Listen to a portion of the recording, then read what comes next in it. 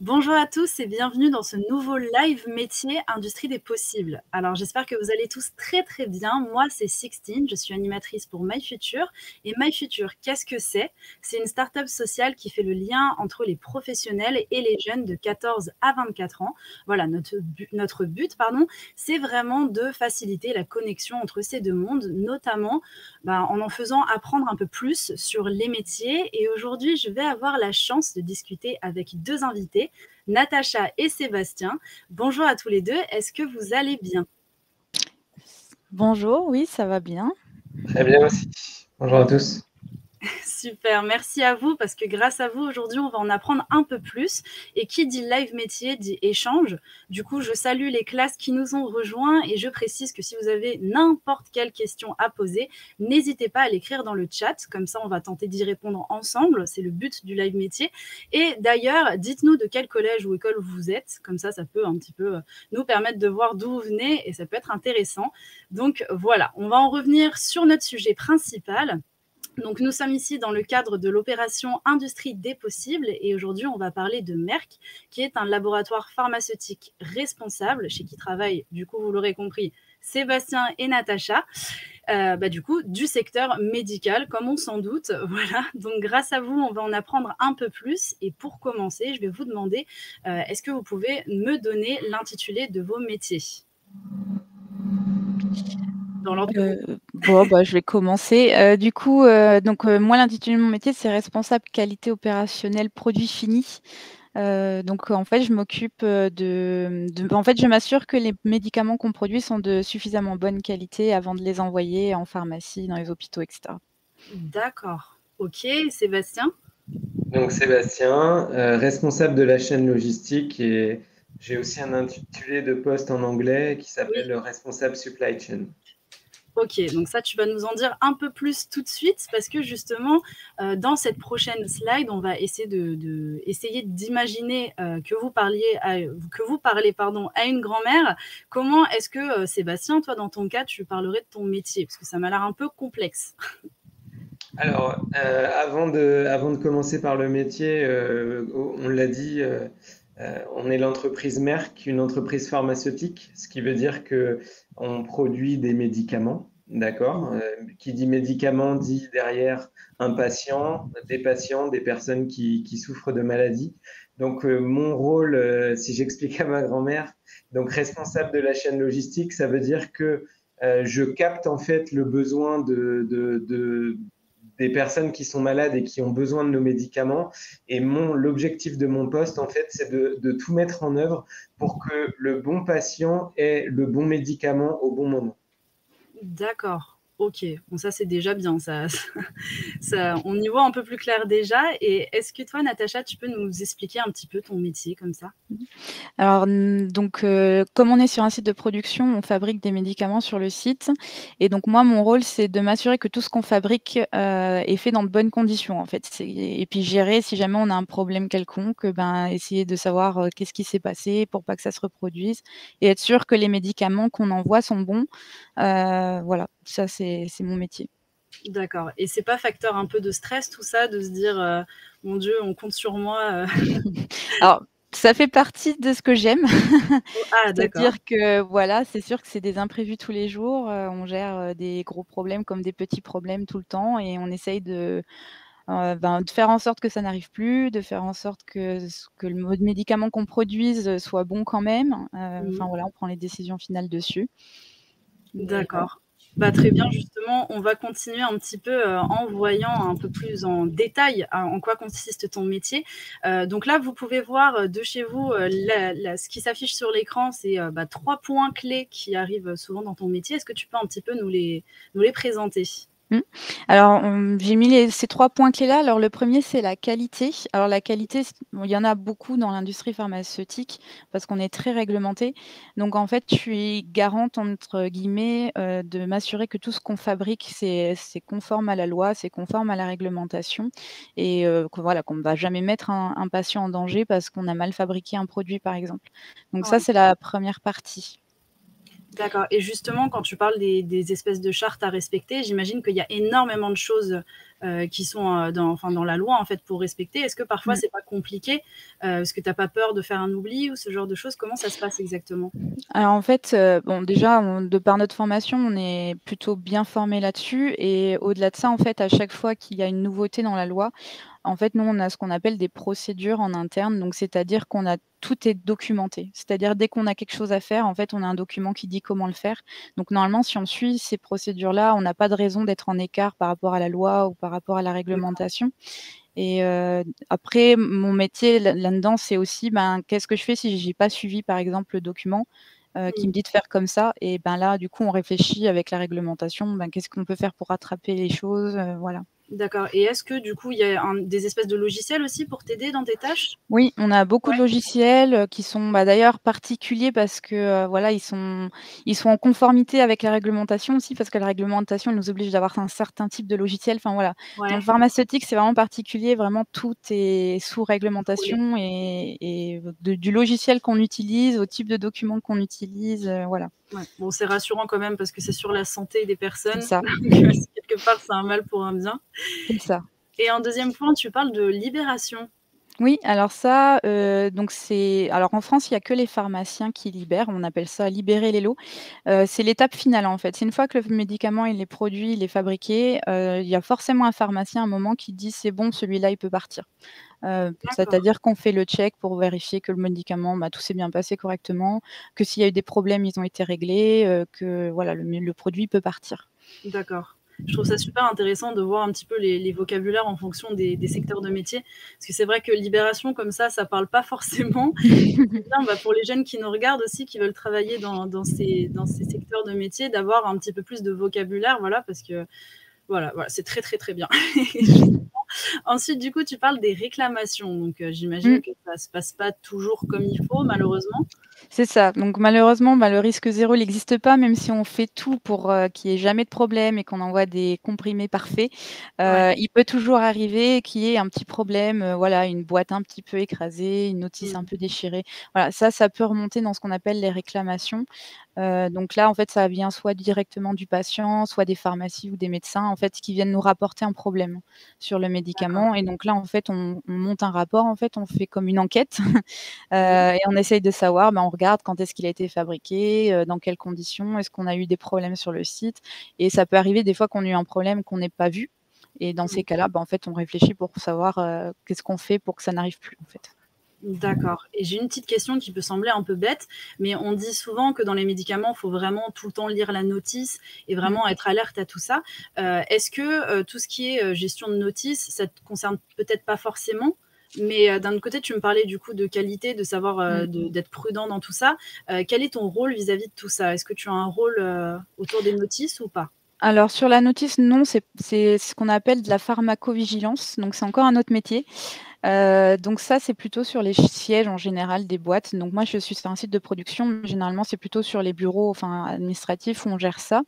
Et là, D'accord, par contre, c'est souvent des équipes avec des médecins et des pharmaciens qui travaillent ensemble pour surveiller tout ce qui est effet indésirable, et qui peuvent modifier les notices, par exemple, en fonction de ce qui se passe, et des informations qui leur sont remontées. Donc moi, dans le cadre des réclamations, ça m'arrive d'avoir des effets indésirables qui sont notés par des patients en disant: «J'ai pris mon médicament, voilà, j'ai eu ça». Nous, dans ces cas-là, on s'en occupe pas, en fait, c'est remonté à une équipe de médecins et de pharmaciens qui travaillent que là-dessus. Et puis si d'accord. vraiment il y a eu un problème, qui est avéré, c'est-à-dire qu'ils contactent le patient, ils peuvent faire changer la notice. D'accord, OK. Bon, bah, super, c'est super clair Mmh. et j'en profite pour dire dans le chat que, on a répondu à mon appel. Donc bonjour madame Ruffin du lycée Léonard de Vinci de Calais, enseignante en filière STL. Donc voilà, je vous souhaite la bienvenue sur ce live et j'espère que vous allez apprendre autant de choses qu'on en apprend déjà maintenant, parce que c'est déjà super intéressant et bah, si tu veux bien Natacha, on va passer à Sébastien pour en savoir un peu plus à son tour sur son métier. Alors au début, ça commence par gestion des commandes. Oui, donc bon, pour rappeler mon métier, donc responsable de la chaîne logistique, Mmh. effectivement, notre point de départ, notre point d'arrivée, et je dirais même tout ce qui mobilise notre attention, c'est le patient. Voilà, les patients sur le site de Semois, donc Merck Semois, on fabrique des produits à destination de plus de 90 pays à travers le monde. Très peu finalement de produits vont pour la France, mais une grande majorité de nos produits sont livrés partout dans le monde. Donc, capter dans tel ou tel pays qu'il faudra produire et acheminer un certain nombre de médicaments à un moment précis, c'est ça qu'on entend par gestion des commandes. Donc, on a des équipes commerciales qui ne sont pas rattachées au site de Semois, mais qui sont rattachées au groupe Merck, qui sont implémentées dans tous ces pays pour capter au plus près des patients les besoins de médicaments qu'il faudrait fournir. Ensuite, ces besoins sont remontés, donc là, au site de production sur lequel Natacha et moi travaillons. Et mon travail principal et celui de mon équipe, c'est une fois qu'on a reçu cette commande client, de tout mettre en œuvre, comme je disais tout à l'heure, pour qu'on produise et qu'on livre la bonne quantité au bon pays, au bon moment. Voilà, pour au final que le patient, quand il va dans sa pharmacie, je pense qu'on a tous été au moins une fois dans sa vie dans une pharmacie, et imaginez votre déception si le pharmacien vous dit désolé, j'ai pas de médicaments à vous donner, on les a pas reçus. Mon travail, c'est de faire en sorte que cette situation n'arrive jamais. Voilà. Ok, bon, c'est super. En gros, vraiment, il n'y a jamais de manque grâce à toi. Donc ça, c'est super. Et justement, j'ai une petite question qui me vient comme ça. Si par X raison, il y a des retards de médicaments, etc., comment est-ce que ça se passe? Parce que j'imagine que ça doit être facteur aussi de stress dans ton métier de tous les jours, de se dire comment l'acheminer, parce que tu parlais que c'était dans différents pays. J'imagine aussi qu'il y a le transport qui peut être un peu compliqué parfois. Peut-être, je ne sais pas, là je m'aventure peut-être, mais sur les douanes aussi, peut-être qu'il y a certaines choses à devoir passer qui peuvent être compliquées en fonction des pays. Alors, je vais donner 2 éléments de réponse. Déjà, nous, en fait, on a de la flexibilité en interne et on va pas déjà commencer vers le point 3 qui est la gestion de l'imprévu. Mais, non, mais effectivement, par exemple, nous, en interne, si on voit qu'on va pas arriver à délivrer une commande en temps et en heure parce qu'on a eu quelques problèmes que ce soit, et j'y reviendrai tout à l'heure, on peut, nous, travailler le week-end, par exemple, trouver des modèles horaires plus élargi pour avoir augmenté notre capacité de production. Et tu parlais des modes de transport. De manière générale, et nous, c'est vrai qu'on va acheminer nos produits en Amérique du Sud, en Asie, par exemple, on fait beaucoup d'acheminement par bateau. Et c'est vrai que le bateau, imaginez-vous, le bateau qui va de la France jusqu'en Asie, ça prend plusieurs semaines. Et Merck peut décider, pour l'intérêt des patients, de passer par un mode de transport aérien. Donc là, prendre l'avion plutôt que faire prendre l'avion à nos produits plutôt que le bateau. Et au lieu de prendre 3 semaines à 1 mois, on prend seulement 1 jour. Donc c'est un des moyens que l'entreprise peut activer pour, au bout du bout, arriver à livrer ces produits, ces médicaments à bon port et dans les temps. D'accord, super. Merci beaucoup pour ta réponse. Et donc, le deuxième point, planning et approvisionnement, j'imagine que ça se relie, en fait, c'est dans la chaîne des choses. Si tu peux nous en parler un peu plus.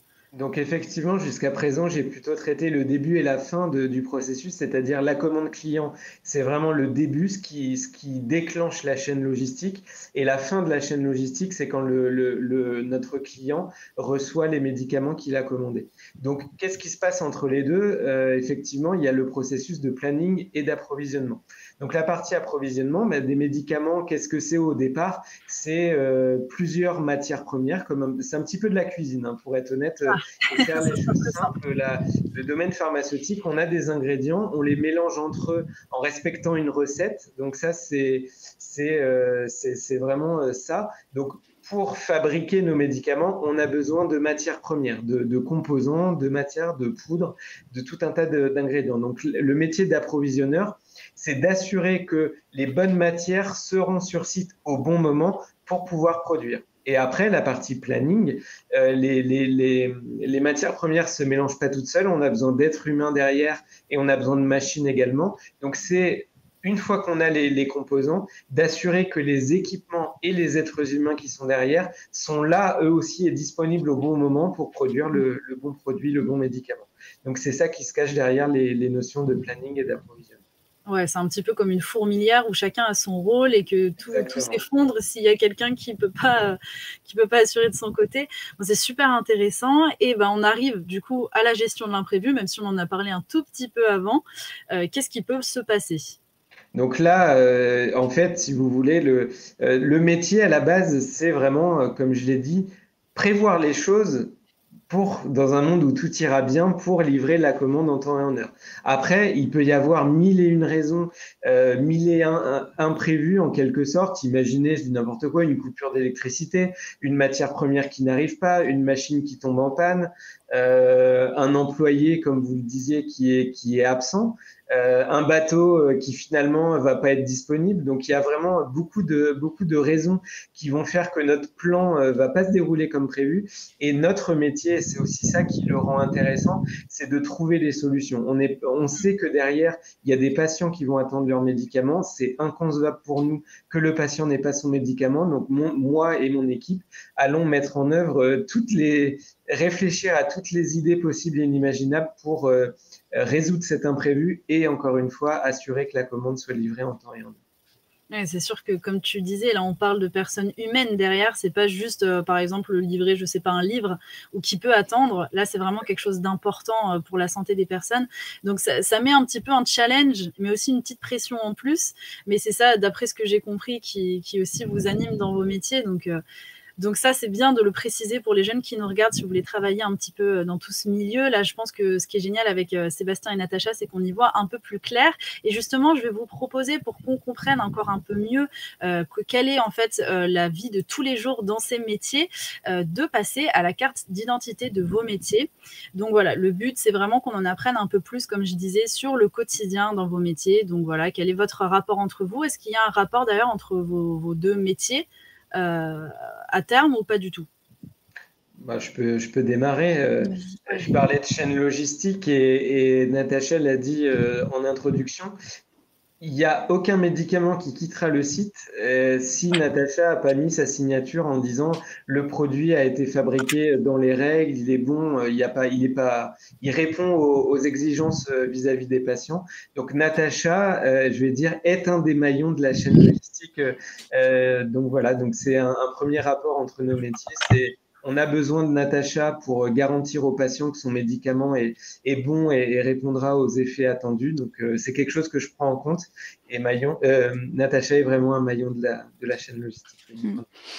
Et même de mon côté, en fait, comme justement, on valide les produits, on essaye de prioriser des fois, voilà, quand il peut y avoir beaucoup de travail, on se penche aussi sur, les plannings de Sébastien pour dire: «Bon, voilà, celui-là, il doit partir en avion dans 3 jours, il est vraiment prioritaire, on va mettre le paquet là-dessus. Celui-là, il faut qu'il parte». Voilà. Donc Sébastien donne la cadence un peu à tout le monde et nous, on essaye de se caler au maximum dessus. Des fois, il y a des imprévus, des fois, il y a des problèmes, mais on essaye au maximum de respecter le planning de Sébastien.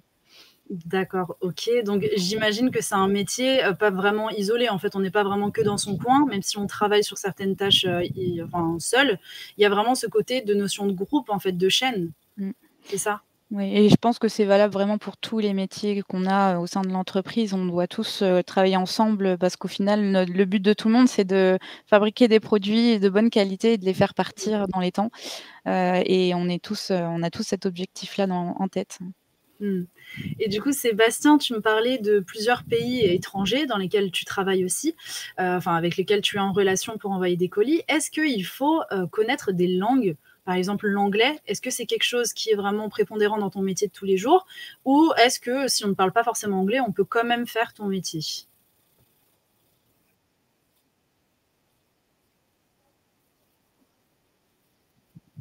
Oui.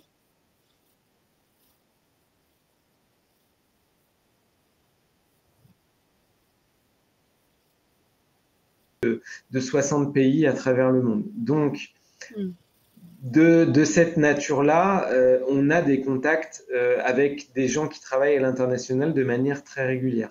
Donc, pour travailler chez Merck et pour faire mon métier chez Merck, l'anglais est la langue universelle. J'ai fait allemand en première langue vivante et malheureusement, après le bac, j'ai arrêté et j'ai perdu tout mon allemand et c'est pas pour ça que l'entreprise m'en veut et je m'exprime en anglais avec des Allemands. On est les usines comme Semois en France. Il y en a au Brésil, il y en a au Mexique, il y en a en Espagne, en Allemagne, en Inde et il y en a également Il y en a également une en Chine. Et moi, par exemple, donc j'avais mon responsable à l'époque qui était basé en Allemagne. Donc, j'allais en Allemagne assez régulièrement. Et grâce, en fait, à Merck, soit à travers des formations ou pour le métier, j'ai eu l'occasion déjà de voyager en Chine, de voyager aux États-Unis, en Espagne, en Allemagne. Donc, voilà, je suis vraiment très content. C'est un environnement de travail qui est vraiment très appréciable. Si je parlais chinois, je pourrais parler chinois à mon homologue chinois. Si je parlais espagnol, je pourrais parler espagnol à mon homologue espagnol. Donc vraiment, de ce point de vue-là, c'est vraiment très, très appréciable. Après, faire de la supply chain dans un groupe français, dans ce cas-là, l'anglais n'est pas obligatoire. Après, dans la plupart des entreprises, c'est rare que toutes nos matières premières soient approvisionnées en France. Souvent, on va aller acheter des matières premières ailleurs en Europe, en Chine. Donc, l'anglais est quand même un gros plus pour travailler dans la supply chain.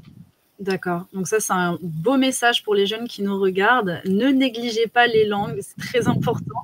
Et j'avais une petite question. Donc là, tu parlais que effectivement, il faut parler en général plus anglais pour pouvoir fédérer un peu tout ça. Mais si, mettons, un élève veut faire ça et par exemple est bloqué avec l'anglais, mais parle par exemple très bien espagnol, est-ce que s'il s'occupe de la branche espagnole seulement, ça peut marcher ou est-ce qu'il faut quand même qu'il y ait des bases d'anglais? Ça peut être un plus, et surtout si après la personne veut aller habiter en Espagne, parce que on se l'imagine pas, mais chez Merck, il y a de nombreux cas de figure où on démarre notre carrière en France et Merck nous offre l'opportunité d'aller habiter à Barcelone, d'aller habiter à Francfort en Allemagne. Donc si la personne parle espagnol, elle arrive chez Merck. Elle peut garder en tête de dire, bah tiens, dans 5 ans, je veux aller habiter en Espagne, et elle peut très bien le dire à son responsable et s'offrir une opportunité pour aller travailler directement en Espagne et donc parler espagnol tous les jours. Après, l'anglais, encore une fois, c'est la langue internationale vu qu'on n'est pas un groupe français. Donc, quelqu'un qui a vocation. Après, il y a des gens sur le site de production, des opérateurs de production, ils auront absolument pas besoin de parler anglais parce que leur chef est français, ils n'auront pas forcément d'opportunité d'aller travailler en Allemagne. Donc là, il n'y a pas besoin de l'anglais du tout. Mais certains corps de métier qui sont directement connectés, soit avec d'autres sites à travers le monde, soit avec la maison mère qui est située en Allemagne, là, l'anglais c'est indispensable au moins de savoir se débrouiller. On ne demande pas non plus à être bilingue, mais voilà, il faut avoir un minimum quand même. J'imagine un peu quelques mots aussi techniques, aussi souvent propres au métier. Ça s'apprend sur le terrain. Je veux dire, moi, quand je suis arrivé dans l'entreprise, j'avais zéro connaissance sur le langage pharmaceutique et de production pharmaceutique encore moins. C'est quelque chose qu'on apprend très vite. Les mots reviennent tous les jours. Il n'y a pas de souci à se faire là-dessus. Ok, donc voilà, ça devrait rassurer quelques élèves qui nous regardent.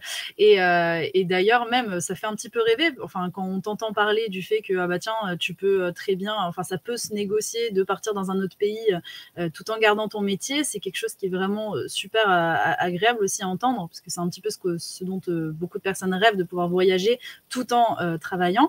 Et Natacha, du coup, vis-à-vis de ton métier à toi, est-ce que l'anglais est primordial, comme Sébastien, enfin en tout cas ça l'est sur pas mal de tâches, ou est-ce que tu n'en as pas forcément besoin? Alors moi aussi, enfin dans le cadre de mon métier, c'est indispensable. Je l'utilise certainement moins que Sébastien qui est très en contact avec les filiales un peu partout dans le monde. Mais à partir du moment où on est en contact avec le groupe qui est allemand et à partir du moment où on est en contact avec les clients, on n'a pas vraiment le choix. Donc moi, avec les réclamations, tout se fait en anglais, les rapports se font en anglais. Dans le cadre de certaines déviations, quand on doit les envoyer à nos clients qui sont à l'étranger, des fois on doit les rédiger aussi. Enfin, déviation, pardon, je parle dans le jargon, mais quand on a des problèmes, quand on a des problèmes et qu'on doit faire des rapports, des fois on doit les traduire. Et puis on a beaucoup de réunions aussi qui peuvent être en anglais. Après, comme l'a dit Sébastien, ça dépend complètement du poste dans l'entreprise. Tout le monde ne parle pas anglais dans l'entreprise et ça dépend en fait le lien qu'on peut avoir avec le groupe et puis le lien qu'on peut avoir avec nos clients aussi.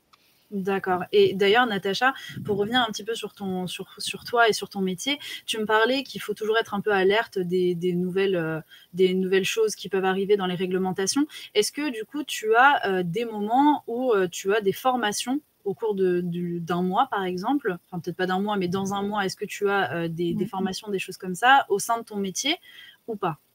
Alors, on a tous, des formations en lien avec notre métier qui nous sont, offerts par la boîte, qu'on D'accord. choisit, avec, nos responsables. Après, au niveau de la réglementation, en fait, en tant que pharmacien, on reçoit des alertes. En fait, quand on est pharmacien, on est inscrit à un ordre national des pharmaciens. Donc Mmh. on a un numéro national, en fait, et tous les pharmaciens qui habitent en France et qui travaillent en France, reçoivent des alertes et des informations, liées à la réglementation ou à la situation, dans le pays, des médicaments, en fait. D'accord. Merci beaucoup pour ta réponse et je vais, pour finir avec la carte d'identité, rebondir sur quelque chose dont tu me parlais, Sébastien. Tu parlais du fait que, voilà, des fois, on peut s'adapter en fonction des situations et par exemple, venir travailler durant le week-end. Comment ça se passe un petit peu, dans vos 2 métiers? Donc déjà, je vais commencer par Sébastien, ensuite on parlera avec, Natacha. Comment ça s'organise? Est-ce que c'est un métier dans lequel on a tendance à aller faire des heures supplémentaires ou c'est un métier vraiment métro boulot dodo qui s'arrête très enfin qui dure 8 heures, point barre, quoi.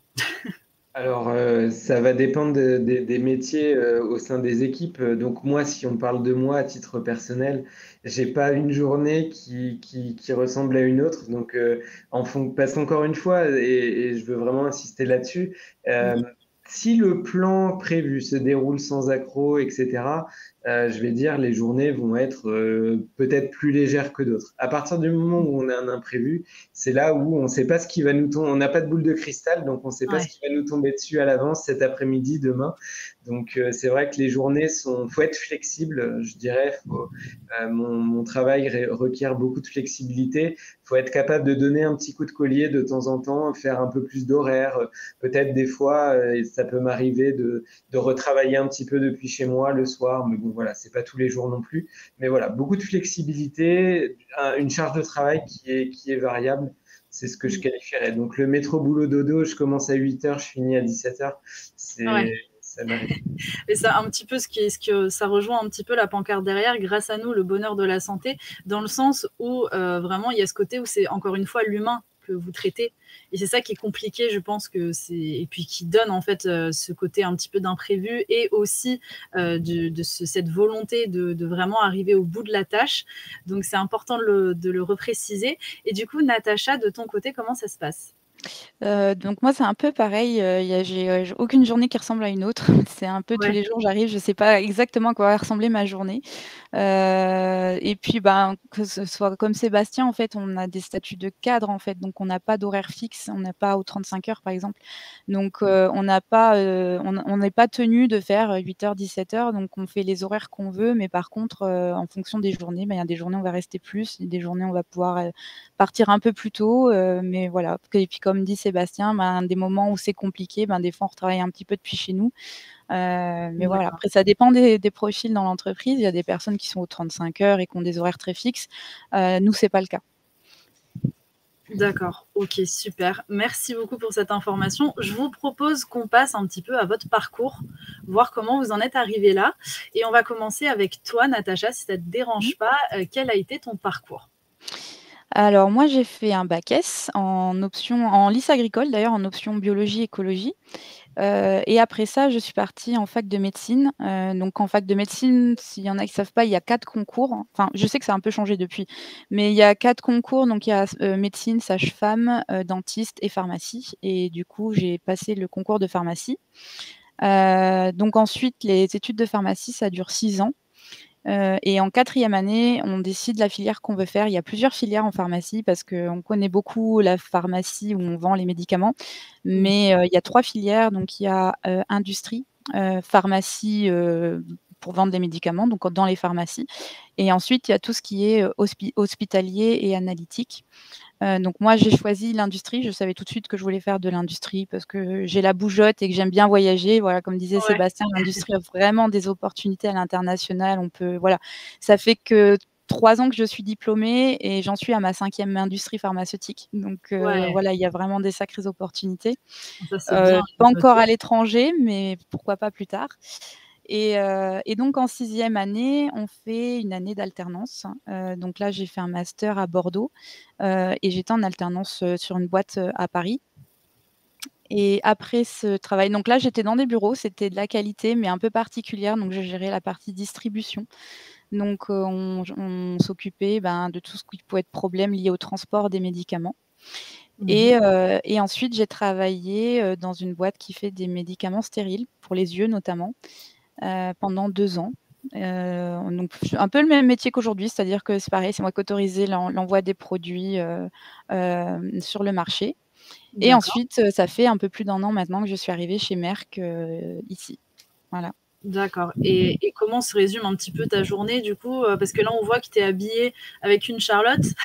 Du coup, Alors, moi, je sais que j'aime bien le site de production. Alors après, mon métier, je pourrais le faire dans plein d'endroits différents. Comme je disais, j'ai été à Paris où je travaillais sur la distribution. Là, je travaille sur un site de production. Et donc, nous, qualité opérationnelle, on travaille vraiment en production. Donc là, on a une tenue particulière. Donc, on est en blouse, on a des chaussures de sécurité, on a la Charlotte. Les hommes ont le cache-barbe. Voilà, moi, mon bureau est en zone de production. Donc, on a une tenue spécifique à avoir avec un lavage des mains assez strict. Voilà. D'accord, OK, vraiment un petit peu comme les gestes barrières, quoi. Oui, c'est ça. C'est ça, on connaît Pour maintenant. protéger, pas du Covid, pour protéger nos produits, mais c'est le même C'est tout principe. aussi bien, c'est tout aussi louable. Et justement, on a une petite question dans le chat qui demande comment, à la fin de vos études, vous pouvez imaginer tous les imprévus pour anticiper? Mmh. C'est assez complexe comme question. Je vais peut-être commencer à répondre, mais en fait, on Oui. ne le sait pas. Ouais. Je crois qu'en fait, on découvre un peu au fur et à mesure. Enfin, pourtant, alors, Sébastien vous racontera son parcours qui est pas du tout le même parce que, Ouais. moi, je suis rentrée en pharmacie, je savais que je voulais faire de l'industrie pharmaceutique et je savais à peu près que je voulais être sur des sites de fabrication. Donc c'était déjà très précis dans ma tête et pourtant, il y a qu'arrivée en alternance que j'ai commencé à comprendre à quoi allait ressembler mon métier. Donc je pense que ça, on peut pas trop l'anticiper avant d'avoir mis les pieds dedans, en fait. Et même d'une boîte à l'autre, ça change complètement. Même si maintenant, je connais à peu près à quoi ressemble mon métier, quand on change de boîte, on réapprend tout. Ouais. C'est pas la même façon de parler, c'est pas la même façon de travailler, enfin voilà. Donc quand on est dans l'industrie, je pense qu'il faut savoir s'adapter parce que dès qu'on change, en fait, il faut tout réapprendre. D'accord et j'ai une Même petite si les question. bases sont là. Oui. Désolée, pardon. J'ai une petite question vis-à-vis de ça. Est-ce que c'est un secteur de métier aussi où vous prenez par exemple des stagiaires, ne serait-ce même des stagiaires peut-être de 3e ou des stagiaires plus tard? Est-ce que c'est ouvert à ça? Et aussi, est-ce que tu recommandes du coup? Parce que de ce que tu me dis, j'ai l'impression qu'un stage, ça peut aider à ouvrir les yeux pour beaucoup de personnes sur leur avenir. Alors nous, on prend des stagiaires. J'ai eu une stagiaire cet été, c'était une étudiante en pharmacie, mais on n'a pas que des étudiants en pharmacie. On a aussi, pas mal d'alternants aussi qui sont en cycle ingénieur. Donc oui, c'est complètement ouvert, on a eu des 3e d'ailleurs en stage de 3e. Enfin voilà, c'est complètement ouvert à la découverte et j'encourage vraiment à le faire parce que c'est un univers particulier, on n'a pas souvent la chance d'y mettre les pieds. Voilà. D'accord. Bah, merci beaucoup et on va passer au parcours de Sébastien, parce que comme tu nous as expliqué, il est un petit peu plus différent, donc c'est intéressant aussi de l'entendre en parler. Est-ce que tu peux nous présenter, ton parcours? Tout à fait. Je suis originaire d'un bac économique et social et pour tout vous dire, je l'ai dit en préparation, je peux le livrer aujourd'hui. À la base, je voulais être vétérinaire, donc vous aurez bien compris que c'est loupé. Et effectivement, je me suis lancé sur un bac ES vraiment sans grande conviction malheureusement et sans vraiment savoir sur ce qu'allait être la suite de mon parcours scolaire et encore moins la suite après. Donc la période lycée a été un peu spéciale. Malgré tout, j'ai pu avoir mon bac quand même et derrière, j'ai enchaîné sur un DUT GEA, donc c'est gestion des entreprises et administration. Et là, j'ai commencé à voir un petit peu, découvrir le monde de l'entreprise. Et le DUT GEA est vraiment très très bien parce qu'il couvre un spectre très très large de métiers en passant par les ressources humaines, la finance, le marketing, la gestion des entreprises de manière générale. Donc une palette très très large qui m'a vraiment permis de commencer à me projeter et dire entre des entreprises de services et de l'industrie, ça commence à résonner en moi, à m'intéresser, voir de la production, enfin voilà, être dans ce type d'environnement. Ensuite, j'ai eu donc mon DUT et après j'ai dévié un petit peu du parcours classique parce que normalement un DUT ça a plus vocation à rentrer dans le monde du travail juste après. Et je suis reparti sur un cycle licence master. Donc je suis venu à Orléans pour un master en système d'information et management des entreprises. D'accord. Là, ouais, vas-y. Excuse-moi, je te coupe un tout petit peu. Du coup, pourquoi est-ce qu'après tes premières études, tu t'es pas dit je travaille tout de suite? C'est vraiment que tu avais un but en tête? Bah, effectivement, déjà, c'est vrai que la période lycée, bon, ça m'a pas enthousiasmé plus que ça. Et je me disais, bon, l'école, ça va être fini et je vais me mettre au monde du travail. Et le DUT, en fait, a ouvert tellement d'opportunités derrière et des opportunités vraiment très, très intéressantes où je me suis dit, euh, plutôt que démarrer tout de suite, pourquoi pas faire 1 ou 2 années d'études supplémentaires pour aller peut-être viser un petit peu plus haut, être un peu plus ambitieux. Et c'est ça qui a motivé mon choix. Mais effectivement, si je me remets à l'époque lycée, dans ma tête, c'était au bout de 2 ans, je serais dans le monde de l'entreprise. Et Ouais. après avoir vécu ces 2 années de DUT, ça m'a donné envie de continuer un petit peu. Ah bah c'est positif alors, c'est que vraiment les études, ça te plaisait en plus, donc c'est plutôt bien. Tout à fait. Donc, master à l'IAE d'Orléans sur système d'information et management d'entreprise. C'était une formation très enrichissante parce qu'elle avait à la fois un gros volet informatique, donc tout ce qui est Excel, base de données, paramétrage de système. Donc, c'est quelque chose qui m'attirait. Et également la partie management, la partie gestion d'entreprise qui m'intéressait aussi. Donc, j'ai trouvé un master qui combinait les deux. Donc, je me suis vraiment épanoui. J'ai pris beaucoup de plaisir à vivre ce master et donc pour finir, à la fin de ce master, il y avait un stage d'entreprise à faire, un stage de 6 mois. Et j'ai fait ce stage chez Merck, donc là où je suis encore aujourd'hui. Donc il y a plus de 10 ans, il y a plus de 10 ans, j'ai fait ce stage et je suis jamais parti. Donc vraiment, comme le disait Natacha, l'importance des stages, c'est vraiment très important. Ça a été une porte d'entrée pour me donner accès à cette entreprise. J'ai plutôt bien travaillé. L'entreprise a souhaité me conserver derrière. Donc, vraiment, ne négligez pas les stages. C'est vos premières expériences et ça peut changer votre vie. Donc, il faut le faire vraiment à fond. Et bien choisir un stage dans lequel on pense s'épanouir et qui va nous apprendre des choses. Exactement. Donc après, je suis rentré chez Merck. Donc j'ai fait plutôt des études de gestion, on va dire, avec un penchant informatique. Je suis rentré chez Merck en CDD en tant qu'expert informatique sur un logiciel de gestion qui s'appelle SAP. Et après, je suis passé en CDI. Après un CDD d'1 an et demi, je suis passé en CDI au poste de contrôleur de gestion, donc que j'ai fait pendant 6 ans. Et au bout de ces 6 ans, j'ai eu l'opportunité de changer de voie et de prendre le poste de responsable supply chain que je vous ai expliqué. Oui. Et ce qui est marrant dans l'histoire, c'est que le DUT GEA était orienté sur de la gestion, mais il y avait une touche de logistique en fait. Donc, je vais dire, quand j'ai pris ce poste de responsable supply chain, je partais pas de zéro, j'avais déjà mon bagage d'IUT, mon bagage de master, et voilà, ça m'a permis d'enchaîner sur un poste totalement différent, mais quand même avec de fortes bases que j'ai acquis durant mon parcours scolaire et universitaire. D'accord, bah c'est très clair et justement ça nous montre bien que c'est une bonne entreprise vu que tu t'y plais totalement et que tu as l'air de t'épanouir, donc ça c'est déjà un très bon point. Et il y a une question dans le chat qu'on te pose, on te demande c'est quoi ton premier souvenir en entreprise? Le premier souvenir en entreprise, en fait, je suis rentré de ouais, il y a des expériences de stage que j'ai fait. J'ai dû faire 3 ou 4 stages avant de rentrer chez Merck. Et je pense que c'est vraiment chez Merck où mon premier souvenir fort, c'est quand je suis arrivé en visitant l'entreprise dans les premiers jours et je suis arrivé dans la zone de conditionnement, là où en fait les comprimés qu'on fabrique sont mis en boîte. Si vous imaginez tous avoir une boîte de médicaments dans les mains. Et en fait, la mise en boîte est faite à 100% par des machines. C'est assez impressionnant. En fait, la machine est réglée comme une horloge et toute seule, en fait, elle va prendre les comprimés et fabriquer cette boîte de manière totalement autonome. Donc, en fait, on n'y croit pas. C'est un peu de l'horlogerie et c'est tellement impressionnant et incroyable que c'est vraiment mon premier souvenir fort que j'ai de l'entreprise et de l'industrie. Et quand on voit ça, on est tellement impressionné, ça donne envie de travailler pour et de rester dans l'entreprise. Donc, c'est vraiment mon premier souvenir fort qui m'a fait aimer ce site, aimer cette industrie et qui fait que j'y suis toujours finalement. D'accord, bah, très bon souvenir en tout cas. Et sur ce, je vous propose de passer à ma slide préférée. On va parler des clichés que vous entendez le plus souvent en fait autour de vous.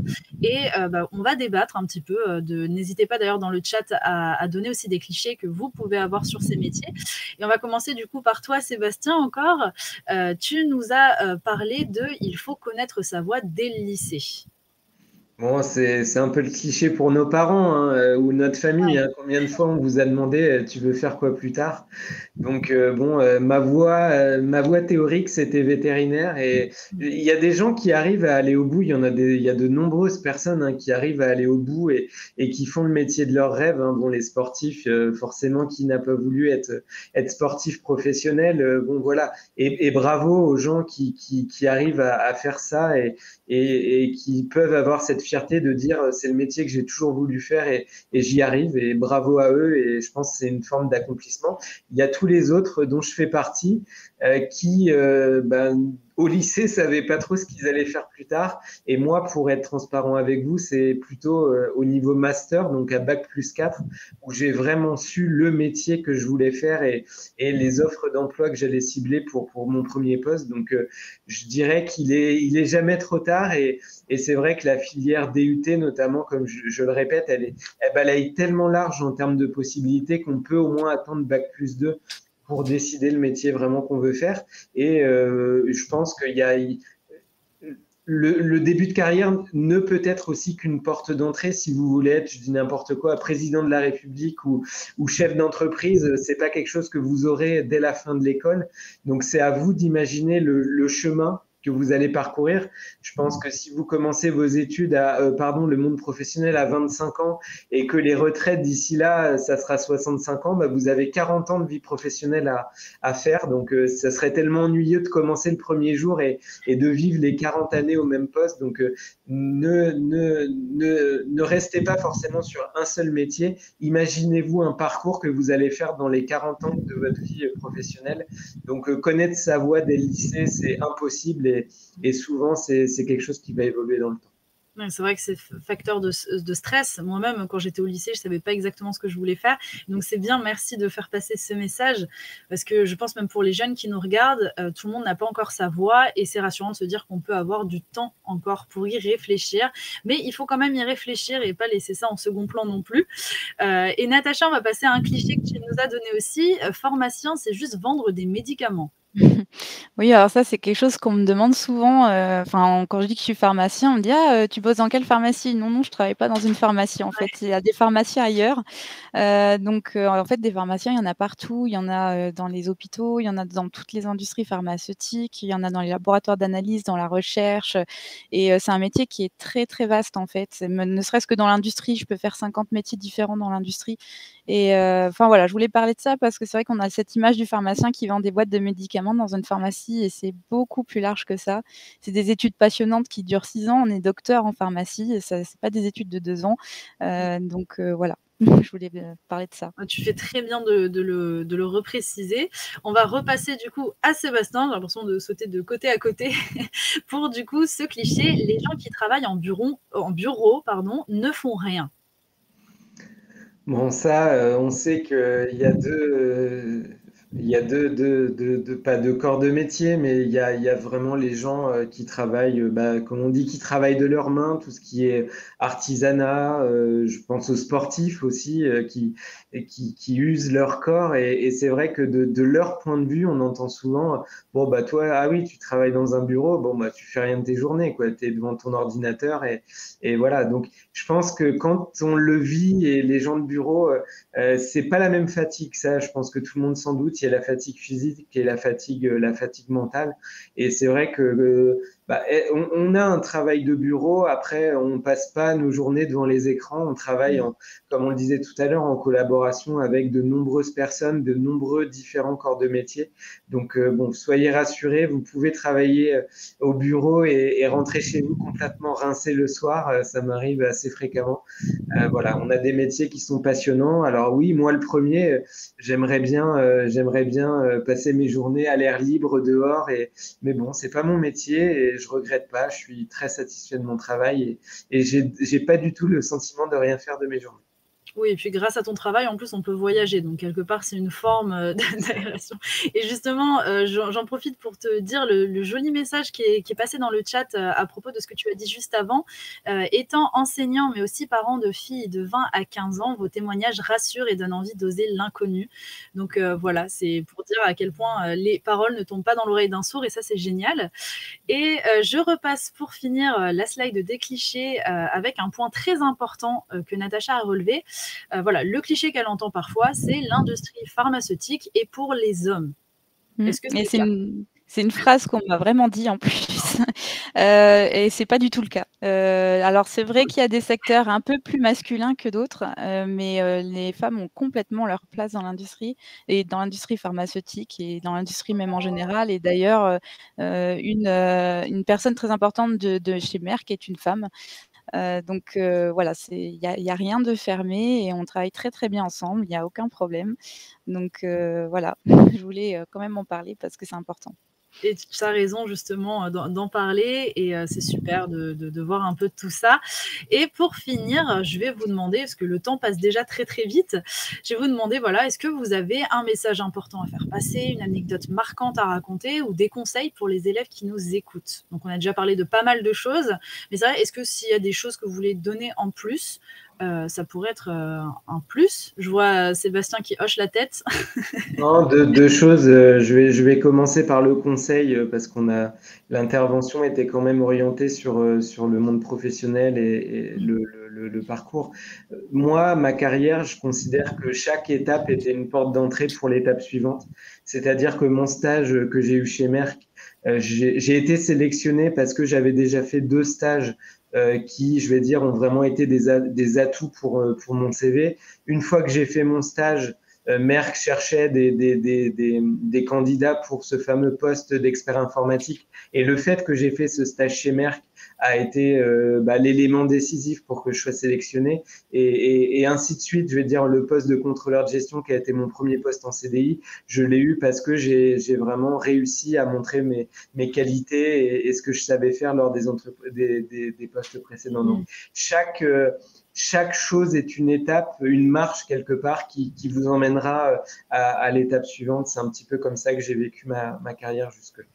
Et après, pour le message, un petit peu, c'est vrai que les entreprises pharmaceutiques, peut-être, on l'a pas mis dans les clichés, mais on peut penser que bon, bah, c'est des vieilles entreprises qui vivent un petit peu sur leurs acquis. Donc, le groupe Merck dans lequel on travaille, c'est un groupe qui a plus de 350 ans, le plus vieux groupe pharmaceutique à travers le monde. Donc, pour tenir aussi longtemps, je pense qu'il faut pas être sur ses acquis, il faut savoir se renouveler. Et un message qu'on voulait passer aux étudiants aussi, c'est que l'industrie pharmaceutique, c'est une entreprise qui mise beaucoup sur l'innovation.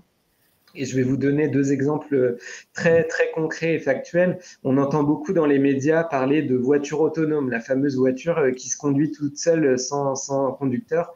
Et en fait, chez Merck et sur le site de Semois, on en a 6.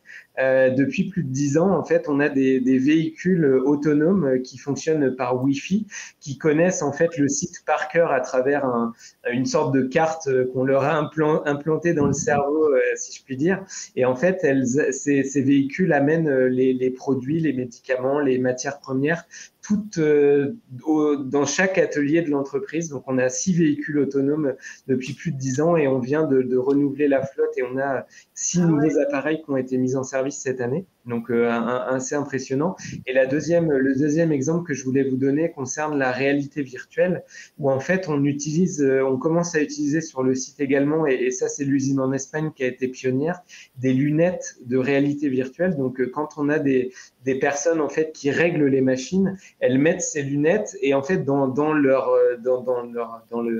la lunette, ils voient en fait une réalité augmentée qui leur montre un petit peu les pièces qu'ils doivent assembler. Comme imaginez que vous construisez des Lego et que vous ayez un mode d'emploi dans vos yeux qui vous montre telle pièce va avec telle pièce. Dans l'industrie pharmaceutique, c'est quelque chose qu'on utilise tous les jours et tout particulièrement chez Merck. Donc, et des exemples comme ça, il y en a encore plus. Donc, voilà, ne pensez pas que l'entreprise pharmaceutique c'est mou et c'est pas innovant, c'est tout l'inverse.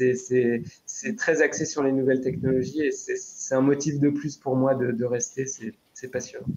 Comme tu l'avais d'ailleurs mis en valeur quand tu disais ta première impression quand tu es dans le monde de l'entreprise, tu parlais de ces machines.